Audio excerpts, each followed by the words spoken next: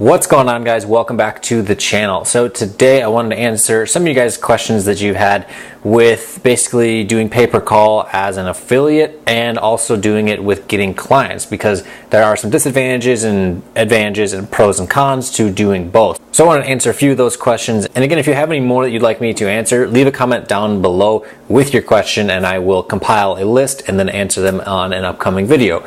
So the first one is getting accepted as an affiliate versus getting a client. So when it comes to working with a network, all you have to really do is apply and have a registered business in most cases, and then basically show them what your creatives are going to be, whether it's a website, whether it's videos, whether it's Craigslist listings or some type of call only ad.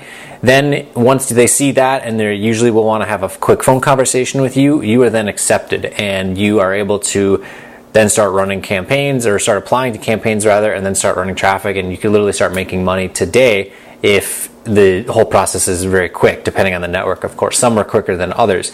However, when it comes to getting a client, you have to have some ability to sell. You have to be able to demonstrate some value. With affiliate networks, you don't really have to sell a whole lot. You will only really need to explain a little bit on the phone with what your traffic generation method plans are and kind of a little bit of your experience and that sort of thing.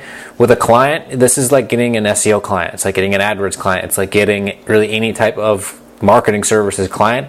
To begin with, they're skeptical already. So getting a client can be tough because you have to be able to sell to them and you have to basically explain to them the value proposition that you bring to the table. So what is their problem that we are solving with our marketing services?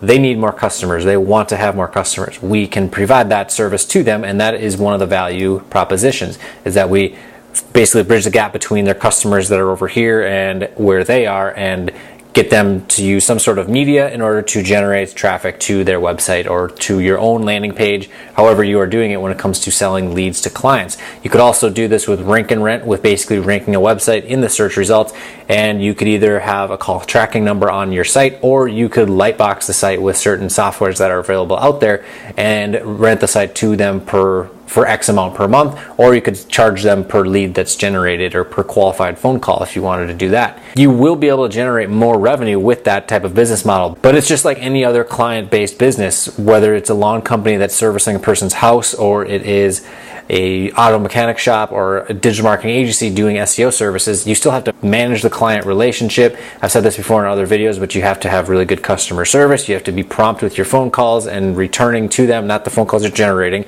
but you have to be prompt. Well, you do actually have to be kind of prompt with, like, obviously generating calls. You will have to keep in contact with them. It's not like the affiliate network where you apply, you have that one phone conversation, and you probably don't talk to anyone for another month or two. With a client that's getting started with this, you need to be in somewhat frequent communication with, because at the very beginning, if you're not generating any leads yet, for example, if you're doing SEO and you're doing a pay-per-lead type of campaign, which is a model that you could go with, it's a little bit more risky and you have to invest more on the front end, but towards the latter half of that first year of that SEO campaign, those last 6 months, you could absolutely kill it compared to just what a regular monthly retainer could be. I know I'm getting way off on a tangent, but bottom line is that you have to work a business just like any other business, whereas working for an affiliate network, you don't really have to talk to anyone. You don't have to sell anyone anything, with the exception of the people you're trying to convert on your campaign or on your offer. However, in exchange for not having to put up with that stuff, you will make a little bit less money as an affiliate versus selling the leads to a business. And so now for a real world example, let's just use water damage, because that's a really easy niche and that's what I'm pretty well versed in. And with an affiliate network, you can expect to get paid, we'll say 50 to 100 per qualified phone call that comes through. That's usually what it tops out at. Now, looking at just the data in some of these cities for water damage repair or fire damage restoration, the cost per click in some of these major metropolitan areas is anywhere between $200 to $450. And that is absolutely insane. So what that shows is that the value of a single lead is much, much higher. So when you can demonstrate the value of you being able to generate that traffic for that business, for example, ServPro is probably the biggest restoration company on the planet, honestly, definitely in the US. Or at least if they're not the biggest, then they're definitely one of the biggest for sure. But they are at the top of every single one of the ads and a lot of the organic rankings as well, because they have a massive budget, massive marketing team. But if they're willing to pay $400 per click to Google, that shows that their customers and their leads are worth a lot of money. So I would say that it's probably not out of line to ask, depending of course on the competition that you're facing and how much, again, value is being brought to the table per lead that is generated, but $250 to maybe even $500 per qualified lead would not be out of reach, especially because if someone becomes a qualified lead, it's probably going to be some type of insurance claim, and that's usually the case. If a fire happens in someone's house and they had to use water to put it out and everything just got really messed up, homeowners insurance is usually going to pay for that. And that generally means that corners are not going to be cut and the job price is going to be quite high. So they may pay $500 for this lead, and out of every 5 leads they turn into a job. So they spend $2,500 if it's 5 leads at $500.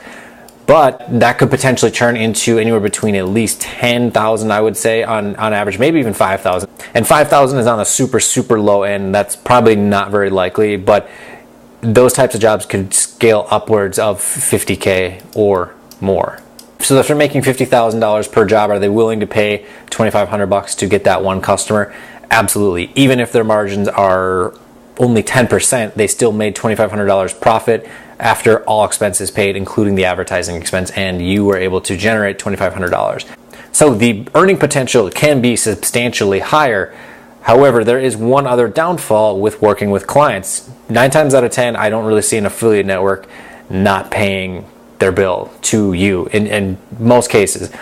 However, with working with a business, that happens sometimes. For example, there are subcontractors. Let's say a home builder hires a company to build the driveways and they decide they just don't want to pay for the driveway. They could stiff you on the payment for those services. However, you do hold a bit more power versus a contractor that just spent a lot of money on concrete poured out for a bunch of driveways, because you can just turn off the ads or turn off whatever traffic generation methods you are using, and then that faucet of new customers is basically turned off and they can't get at this anymore because it just got turned off. The likelihood of that happening, though, if you are delivering leads to them and they're a reputable business, is pretty low. But that's something to definitely pay attention to. When it's the additional revenue coming in, is it worth the effort of having to do the extra work? Because you will also have to front up, essentially, unless you do a setup fee at the beginning where they have to pay maybe $2,000 for the setup and then X amount per lead that you generate after setting it all up, or however you end up working out the deal. That's something that you will definitely want to pay attention to, because even if you're working at just a flat rate of per lead generated, you're going to be essentially taking out the operating cash of your business in order to get this campaign running. Whereas if it was just a retainer type client, they pay you every single month. You take those funds for that and invest it into their campaign. So just something that you have to be aware of. You have to do the same with affiliate networks, but their pay schedule can be adjusted. Whereas if you started the campaign in June and then you tally up how many leads were generated, let's say it's 60 leads or something like that, you may not see that money until middle of July, for example. So it's another thing to be aware of. You can certainly set up your terms so that way it has to be paid within a week or something like that with your clients. But anyways, guys, that's what I have for you today. If you have any more questions on this type of subject or anything else related to generating leads, doing pay-per-call affiliate marketing, digital marketing agency stuff, leave a comment down below. I'll compile a bunch of them together and answer some of those in an upcoming video. And as always, if you're not already subscribed, go down below, smash that subscribe button, and click the bell for notifications so that way you know when the newest content comes live. So my name is Matt Wasik. Thanks for watching, and I will see you in the next one.